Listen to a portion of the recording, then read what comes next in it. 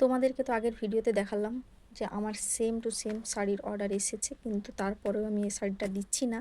শুধুমাত্র একটাই কারণ, যে দেখতে পাচ্ছ যে এই আঁচলের সবুজ আছে, সবুজের কাজ করা আছে, কিন্তু আমার যে অর্ডারটা এসছে সেটাতে এই আঁচল আর বডির মধ্যে, বডি বলতে এটা হচ্ছে তোমার বর্ডার বলে, হুম আর কি বলে আমি ঠিকঠাক জানি না, যাই হোক এই বর্ডার আর এই আঁচলের মধ্যে সবুজ কালার করা আছে, সেটাতে ছিল, সেই শাড়িটাতে ছিল লাল কালার। আর ফুল বডিতে যে কালার আছে ওই কালারই আছে, কিন্তু এইটাই সমস্যা হয়ে যাচ্ছে, এটা সবুজ আছে আর ওইটাতে লাল ছিল আর কি, এই সমস্যা। কিন্তু তোমরা আমাকে বলো এই শাড়িটার কি আমার দেওয়া কি ঠিক হবে? এই শাড়িটাকে আমার মেশোতে সাপ্লাই দেওয়া ঠিক হবে? কাস্টমার হ্যাপি হবে তো, না কাস্টমার রিটার্ন হবে? রিটার্ন হলে যেন আমার অনেক সমস্যা হয়ে যায়, কারণ অনেক কোনো টাকা, শাড়ি তো সেম টু সেম পাবো না ফেরত।